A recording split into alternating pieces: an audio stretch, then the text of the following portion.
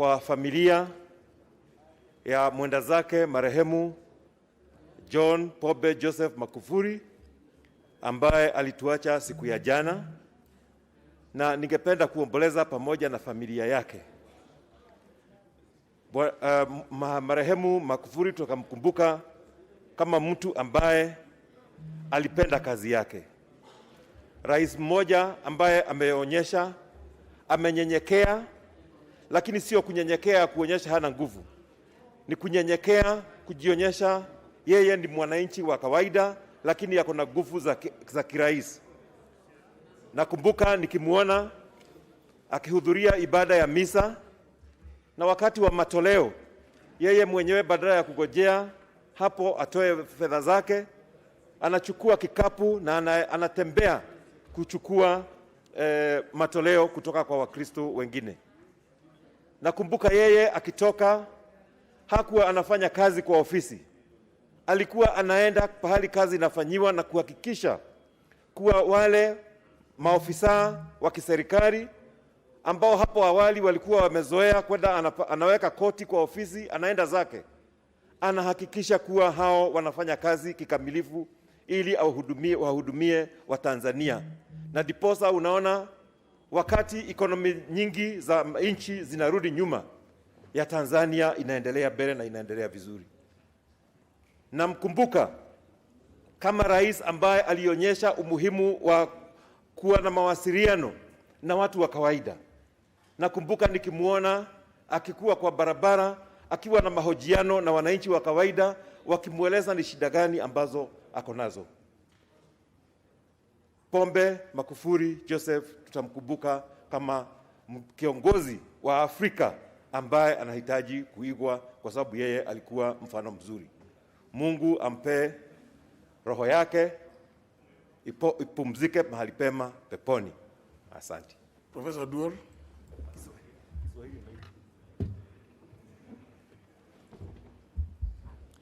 Thank you, Honorable Speaker, for opportunity to join the people of Tanzania and their family to condole at this time when we lost His Excellency John Pombe Magufuli. Honorable Speaker, indeed, as members have indicated, Honorable Magufuli will be remembered as a servant leader. He was a leader that we would see was concerned about all the peoples of Tanzania, irrespective of religion, irrespective of language, and irrespective of social class. Honorable Speaker, as I send my condolences, I do so on behalf of the ODM party, Honorable Speaker, which is the party that has enabled me to sit in this House.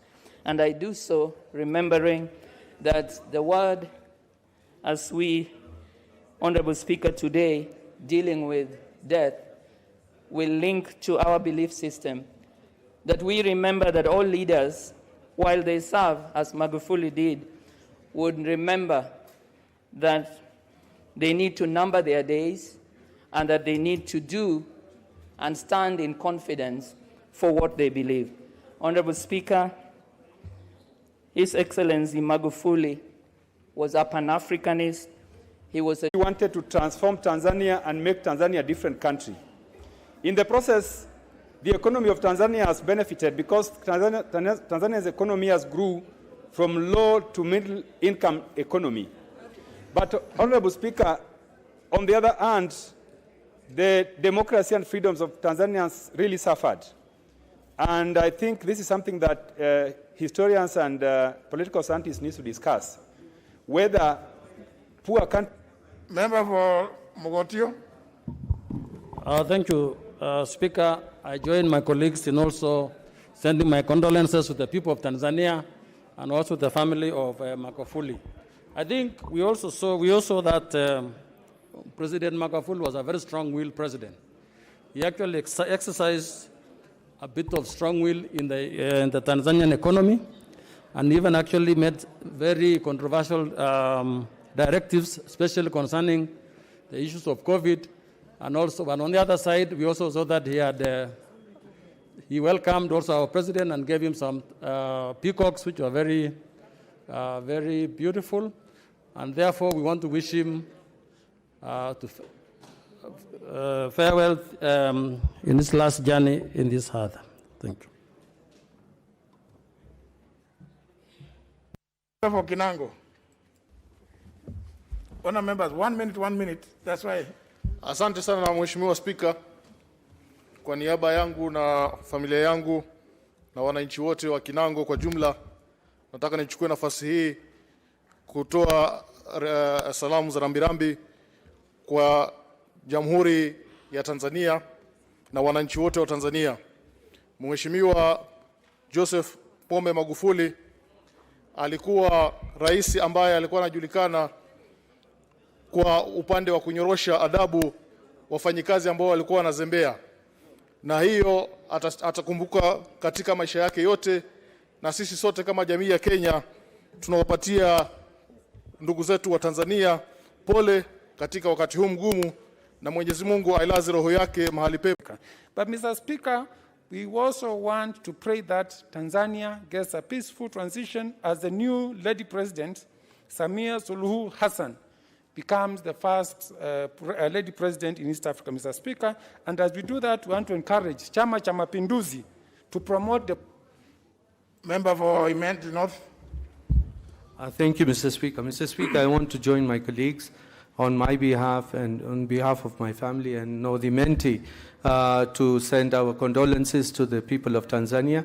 The President Magufuli was in Meru many years back when he was opening a road going towards Maua with the Right Honorable Prime Minister Raila Amolo Odinga in Meru, and even there is even a plaque to that effect opposite the Kaga girls. And Mr. Speaker, he was somebody who had a good broom, and I hope that broom can be brought to Kenya for wiping out corruption, because that's what is needed in this country. Thank you, Mr. Speaker, and poleni sana. Member for Kilifi County. Asante Mheshimiwa Spika, nachukua fursa hii kupeana pole zangu za familia yangu na hasa za wamama wa Kilifi kwa Jamhuri ya Tanzania kupoteza Rais John Pombe Magufuli. Wasifu wako tu wa upendo wake kwa kina mama tuliuona, ndio maana ameacha makamu wa rais Mama Samia. Tuombea subra wakati huu mgumu, na tumwombee Mama Samia aweze kuvaa viatu za Mheshimiwa Magufuli, aendeleze kazi iliyoachwa nyuma na marehemu John Pombe Magufuli. Asante. Member for Baringo County. Asante sana Mheshimiwa Spika, mimi naye naungana na wenzangu nikitoa pole zangu kwa niaba yangu mwenyewe na watu wa Baringo County kwa Mheshimiwa Rais wa Tanzania na watu wake wote na jamii kwa jumla, nikikumbuka kwamba Baringo pia tuko na kijana amejiita Magufuli, na tunasema pole sana kwamba Rais Magufuli alikuwa mtu ambaye alikuwa na msimamo mkali, ambaye alijiamini na alikuwa akinyorosha mambo yake pasipo kuogopa mtu yeyote. Tunamkumbuka manake kila wakati akizungumza yeye atazami nyuma, kwamba tunamwombea roho yake ilazwe mahali pema peponi. Poleni sana watu wa Tanzania. Member for Nandi County.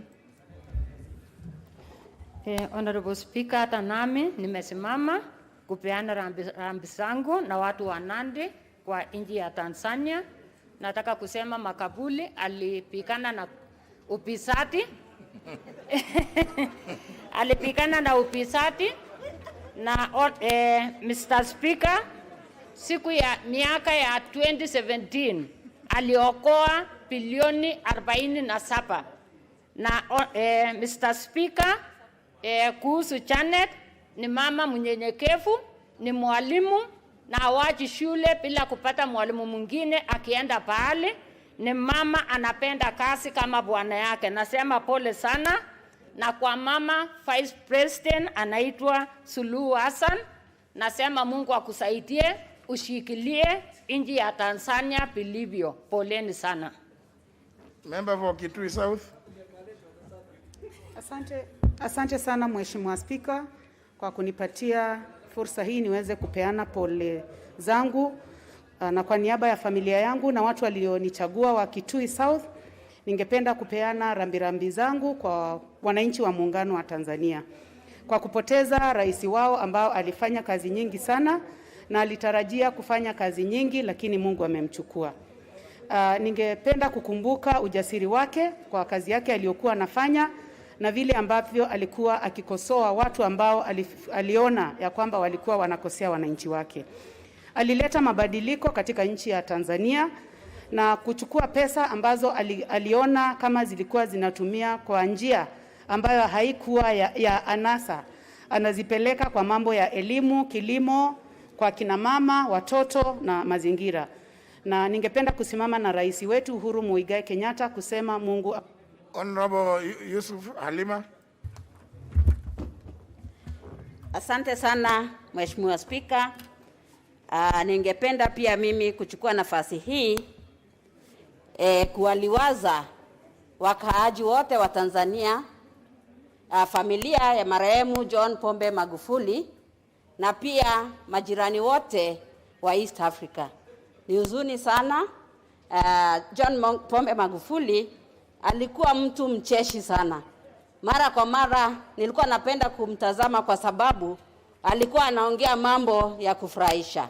Alikuwa mtu mwenye utu na wengi walimpenda, lakini kwa yote tujue ya kwamba kila mtu ataonja mauti. Kwa hivyo safiri salama John Pombe Magufuli, Mungu akuweke mahali pema peponi. Asante. Member for South Mugirango. Mheshimiwa Spika, pia mimi naungana na wenzangu kutuma rambirambi zangu kwa mwenda zake Mheshimiwa marehemu Pombe Magufuli, rais ambaye kila mmoja anamkumbuka kwa ujasiri na kujitolea kufanya kazi, kujitolea kufanya kazi kwa mbele ya wananchi, kutoa directives mbele ya kwa rallies mbele ya wananchi na kupinga ufisadi katika nchi yake.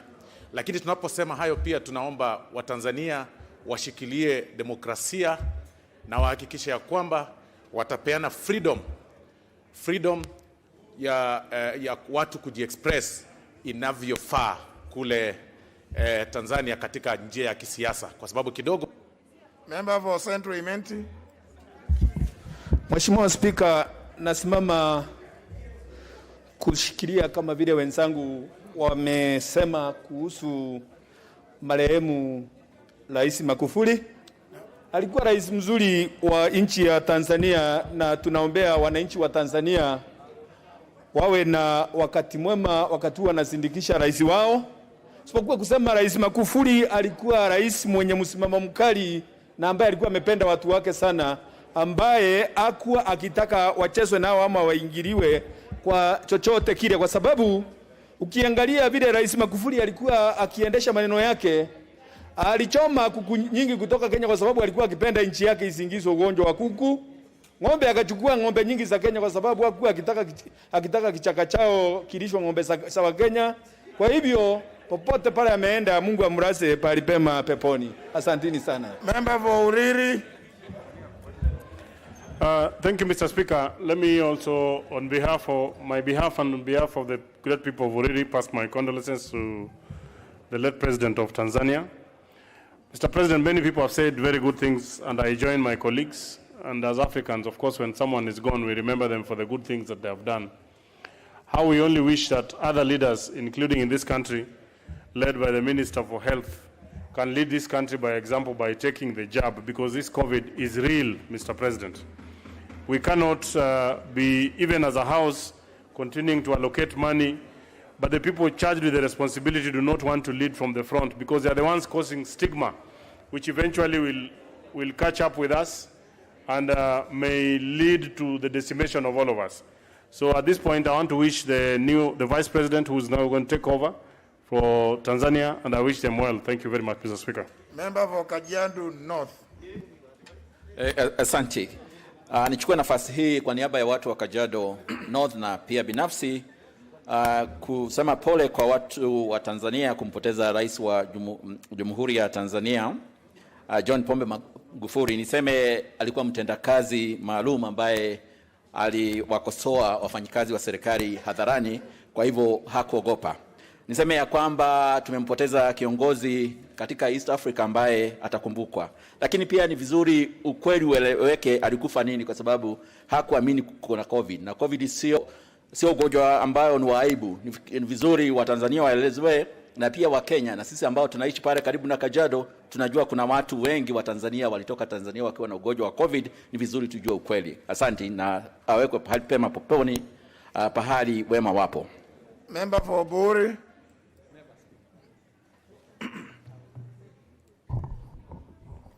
Thank you, Mr. Speaker. On behalf of people of Buri, I'd like to send our condolences to the family and the people of the Republic of Tanzania through the Vice President, Madam Hassan Tulu. The late president, rose from a very humble family. His father was a farmer, but he rose with that humbleness and he became a wonderful president who all of us today are emulating. May God rest his soul in eternal peace. Member for Runyenjes. Thank you, Mr. Speaker, for the opportunity. And I want to, on behalf of my family and the people of Runyenjes constituency, to condole with the people of Tanzania. President John Pombe Magufuli was a man who loved his job very much. He was a man who loved his people, and he was a man who loved the church. And I can imagine that it is a great loss for the people of Tanzania, and we pray that God will be with them as they move on with their lives. Thank you, Mr. Speaker. Member for Kiharu. Thank you, Mr. Speaker, and I rise also to convey my sincere condolences on my and the people of Kiharu to the people of Tanzania. Lakini kwa watu wa Tanzania, kwa sababu wana msiba huo, ningependa kuwaelezea kwamba ni vizuri vile vile wao pia waangalie sheria za kukinga ugonjwa huu hatari ambao ni wa corona, ili na wao vile vile. Member for Kikuyu. Asante Bwana Speaker, pia mimi najiunga pamoja na wananchi wa Kikuyu kutuma risala ya rambirambi kwa jamaa, marafiki na familia ya Mheshimiwa Magufuli na Watanzania wote. Mheshimiwa Rais Magufuli mwaka uliopita mbele ya mwaka uliopita aliwahi kusema ya kuwa amejitoa kama sadaka kwa Wanatanzania, hasa Wanatanzania maskini, kubadilisha maisha yao. Na tumeona kufuatia uongozi wake Mheshimiwa Speaker, nchi ya Tanganyika wakiinuka kimaendeleo kutoka ujenzi wa madaraja, mabarabara, port na hata reli ambayo iliweza kugharamia pesa kiasi kidogo zaidi kuliko hii yetu. Pia tumeona wakiweza kununua mandege wakati ndege zetu hapa Kenya zaanguka. Maendeleo kutoka ujenzi wa madaraja, mabarabara, port na hata reli ambayo iliweza kugharamia pesa kiasi kidogo zaidi kuliko hii yetu. Pia tumeona wakiweza kununua mandege wakati ndege zetu hapa Kenya zaanguka.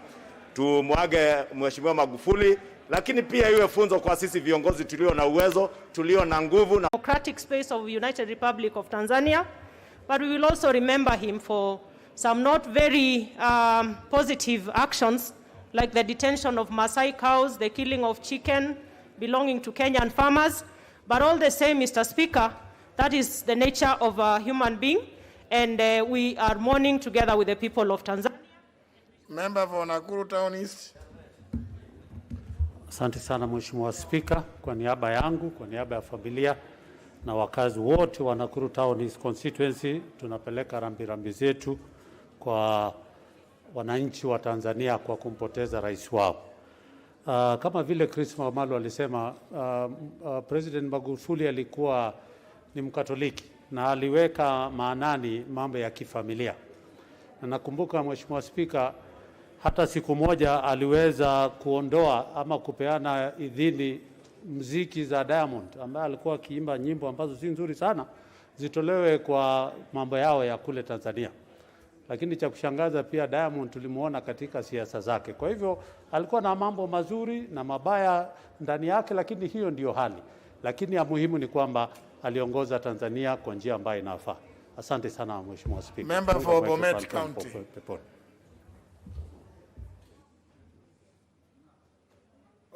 Honorable Joyce Koril.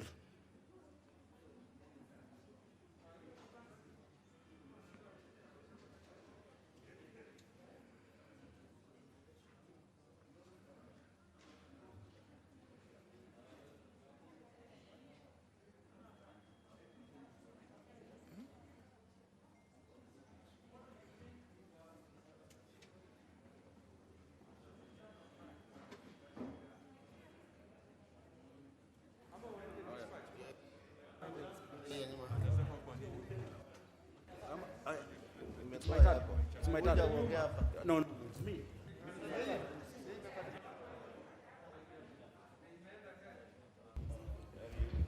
I'm sorry, Honorable Speaker.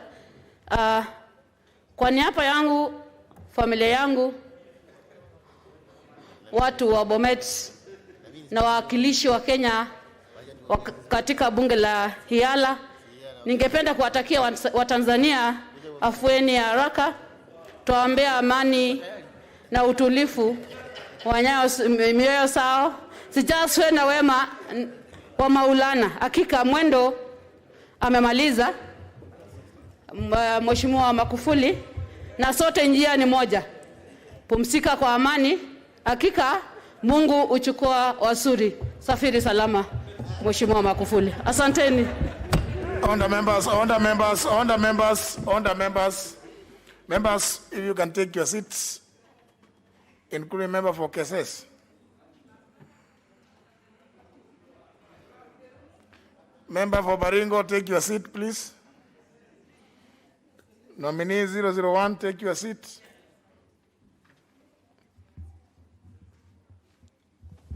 Honor members, we had given ourselves 1 hour to pay these tributes. We've gone slightly over 1 hour. Member for Wajir, please, just learn to listen to participate in the business. Honor members, I wish to thank you for your glowing tributes in honor of His Excellency, the late Dr. John Pombe Joseph Magufuli, President of the United Republic of Tanzania. Today morning, I didn't convey our thoughts and prayers to the Speaker of Parliament of the United Republic of Tanzania, the Right Honorable Job Ndugai, who is a distinguished colleague amongst Commonwealth Speakership, following the loss of this truly African statesman, who was immensely dedicated and committed to the cause of his people.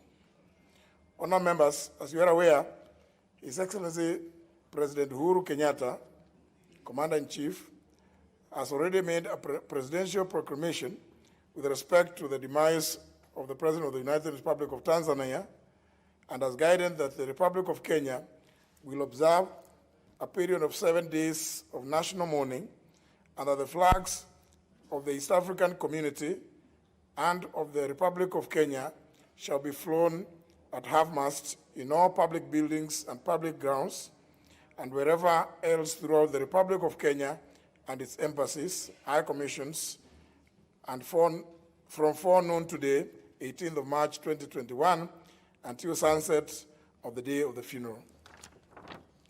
Honour members, in tribute and honor to our departed brother, His Excellency the late Dr. John Pombe Joseph Magufuli, I request that we all stand to observe a moment of silence.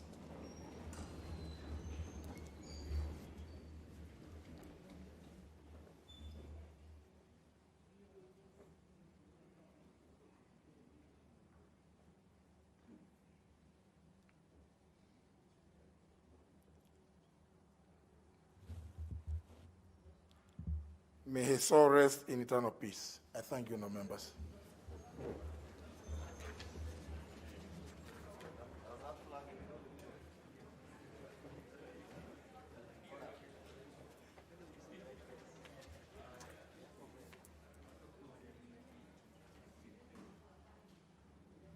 Next. Order number 8, motion, consideration of the first supplementary estimate for the financial year 2020-2021.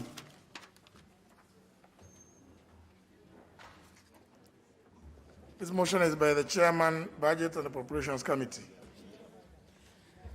Thank you so much, Honorable Speaker. I beg to move that this House adopts the report of the Budget and Appropriations Committee on the first supplementary estimates for the financial year 2020-21, laid on the table of the House today, Thursday, March 18, 2021, and pursuant to the provisions of Article 223 of the Constitution and Standing Order 243, that 1, approves an increment of the total recurrent expenditure for financial year 2020-2021 by Kenya shilling 19 billion 125 million shilling 524 385 in respect of the votes as contained in the attached schedule. 2, approves an increment of a total capital expenditure for financial year 2020-21 by Kenya shilling 61 billion 579 700. Sorry, let me take that again. 61 billion 579 million 711 818 in respect of the votes as contained in the attached schedule. 3, approves an overall increment in the total budget for financial year 2020-2021 by Kenya shilling 80 billion 705 million 236,203 in respect of the votes as contained in the schedule. And 4, resolves that the attached schedule forms the basis for the introduction of the first Supplementary Appropriations Act 2020-2021. Honorable Speaker,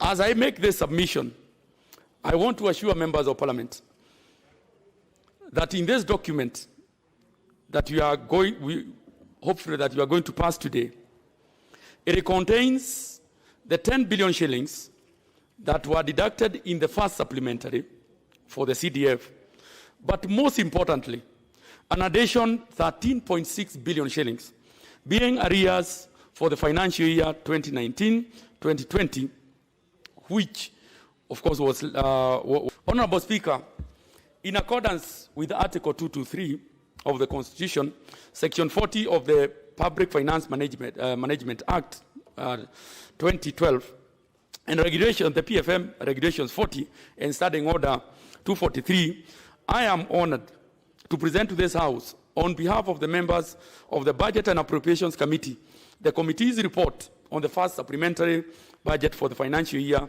2020-2021. Honorable Speaker, the supplementary estimates number 1 of the financial year 2020-21 were tabled on the 9th of February 2021 and was committed to the Budget and Appropriations Committee as well as the departmental committees for review in line with their respective mandate. After reviewing the budgets of the various ministries, departments and agencies within their purview, the departmental committees are required to submit their recommendations to the Budget and Appropriations Committee for consideration and inclusion in this report. And I want to report to this House that that one happened, Mr. Speaker, and the report that I have tabled here includes all the deliberations that we had with the various chairs of the departmental committees, and most of the issues that were raised, Honorable Speaker, I want to say most of them have been captured.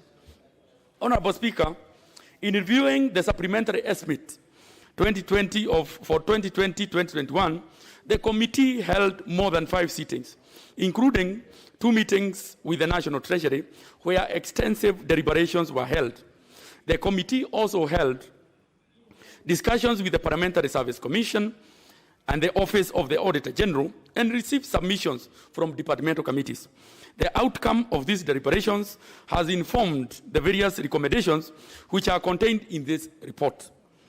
If approved by this House, These recommendations will form the basis for the passage of the Supplementary Appropriations Bill for the financial year 2020-2021.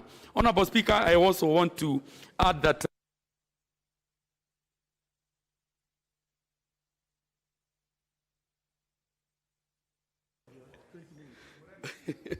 okay, thank you, Honorable Speaker.